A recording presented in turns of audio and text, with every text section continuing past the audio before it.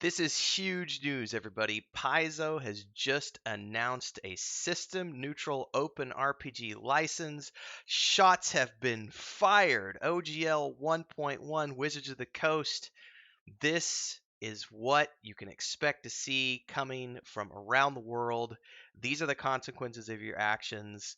Paizo has announced that they are developing a system neutral open RPG license. This is the one of the coolest things I've heard in a long time. And honestly, I was starting to wonder about Pathfinder and whether or not it was going to be something I would start looking into or not. I've been curious about it. I've played Pathfinder games, really enjoyed them, and this is firmly cemented in my mind that this is probably where I'm going to be looking in terms of what system am I going to start designing around. It's probably going to be this. So in terms of what we're doing with Weave in the Void right now, we're system agnostic, but I think this is going to be something that we're going to be diving into really deep because why not? This is amazing. So let's read through this press release because it's hot off the press. It's literally, I'm recording this right as it went live. So this is really cool stuff. So here we go. For the last several weeks, as rumors of Wizards of the Coast's new version of the open game license began circulating among publishers and on social media, gamers around the world have been asking what Paizo plans to do in light of concerns regarding Wizards of the Coast's rumored plan to deauthorize the existing OGL 1.0a. We've been waiting further information, hoping that Wizards would realize that after more than 20 years, the OGL has been a mutually beneficial license which should not and cannot be revoked. While we continue to wait on an official answer from Wizards, we strongly feel that Paizo can no longer delay making our own feelings about the importance of open gaming a part of the public discussion. We believe that any interpretation that the OGL 1.0 or 1.0a were intended to be revocable or able to be deauthorized is incorrect, and with good reason. We were there. Paizo owners Lisa Stevens and Paizo president Jim Butler were leaders on the Dungeons & Dragons team at Wizards at the time.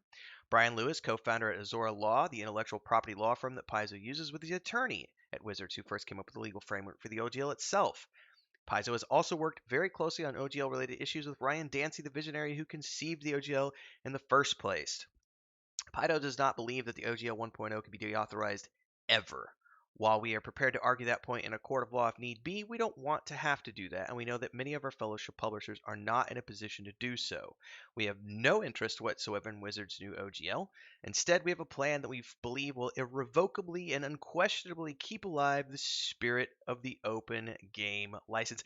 This is amazing. Like, this is what we knew was going to happen. Like, listening to the talk around the past few days, like, yeah, Cobalt Press made an announcement. That's cool. But Paizo, like, Pathfinder is like the de facto biggest competition to Wizards and Dungeons and Dragons with Pathfinder, and this is going to push them to becoming the next big thing. Like, this is the evolution that I was talking about the other day, that when you start having competition like this, it breeds and these evolutions come up, and now we're seeing this evolution of tabletop because of what's going on. So this is really, really good news. This is amazing news.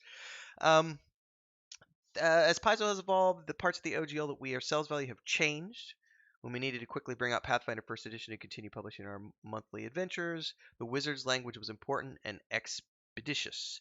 But in our non-RPG projects, including our Pathfinder Tales novels, the adventure card game, and others, we shifted our focus away from D&D tropes to lean harder into ideas from our own writers. By the time we got to second edition, their open game content was significantly less important to us, as our designers and developers wrote the new edition without using copyrighted expressions of any game mechanics. Yep. While we still published it on the OGL, the reason was no longer to allow Paizo to use Wizard Expression, but to allow other companies to use our expressions. We believe, as we always have, the open game writing makes better, improves profitability for all involved, and enriches the community of gamers who participate in this amazing hobby. The new system will be built Oh, this is freaking amazing. The new Open RPG creative license will be built system agnostic for independent game developers under the legal guidance of Azora Law, an intellectual property law firm that represents Paizo and several other game publishers. Paizo will pay for this legal work. We invite game publishers worldwide to join us in support of this system agnostic license that allows all games to provide their own unique open rules reference documents that opens up their individual game worlds to the world. To join the effort and provide feedback on the draft of this license, please sign up by using the form Abso-freaking-lutely. You are going to get all my information here in a minute after I finish recording this video. In addition to Paizo, Cobalt Press, Chaosium, Green Ronin, Legendary Games, Rogue Genius Games, and a growing list of publishers have already agreed to participate in the Open RPG creative license, and in the coming days, we hope and expect to add substantially to this group. The ORC will not be owned by Paizo, very important here, nor will it be owned by any company who makes money publishing RPGs. Azor's Law's ownership of the process and stewardship should provide a safe harbor against any company being bought, sold, or changing management in the future and attempting to rescind rights or nullify sections of the license. Ultimately, we plan to find a nonprofit with a history of open source values to own this license, such as the Linux Foundation. We still plan to continue publishing Pathfinder and Starfinder even as we move away from the open gaming license. Since months worth of products are still at the printer, you'll see the familiar OGL 1.0a in the back of our products for a while yet. And while the Open RPG Creative License is being finalized, we'll be printing Pathfinder and Starfinder products without any license, and we'll add the finished license to those products when the new license is complete. We hope that you continue to support Paizo and other game publishers in this difficult time for the entire hobby. You can do your part by supporting the many companies that have provided content under the OGL, etc., etc., etc., etc., etc. Here's a discount for 25% off of all of these books. And support these other companies that are joining us, working to preserve a prosperous future for open gaming that is both perpetual and irrevocable. We'll be there at your side. You can count on us not to go back on our word forever. Paizo Inc. This is like the biggest double finger shotgun blast, cannon blast to Wizards of the Coast that I could think of, and I am 100% on board with this. I am going to be filling out this form as soon as I finish this video. I'm going to now be getting with my brother immediately following this and talking to Chris to say, hey, guess what? We just stripped the OGL 1.0a out of our tabletop guidebooks and made them. Our source book is now agnostic, but now we have a direction. Now we have some place we can look towards in terms of what kind of a system do we want to design around. And more importantly, I now have a better excuse and a better reason to start to get to know Pathfinder and Starfinder, because I was talking about this the other day. I'm really interested in learning more about the Starfinder universe because I've never done sci-fi since like Star Wars back in the 90s. And so I'm really excited. This is really great news. This literally, I'm now Wizards of the who? I don't even know who Wizards of the Coast, Dungeons and Dragons. Oh, that old bag. That was so yesterday. That's yesteryear.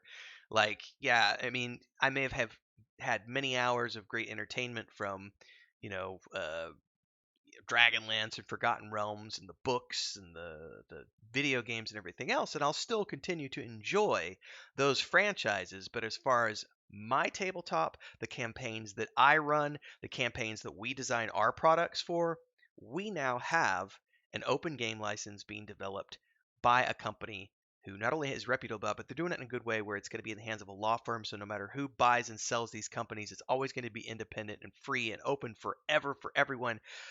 I am trying really hard not to drop f bombs and celebrate in an adult fashion in this video because I wanted to keep it more family friendly. This is amazing news. Please go do all the things, support these people, go sign up, fill out the forms, do all the things you need to do. I'm going to go get this video out on YouTube. If you like this, don't forget to like, subscribe, hit the bell icon.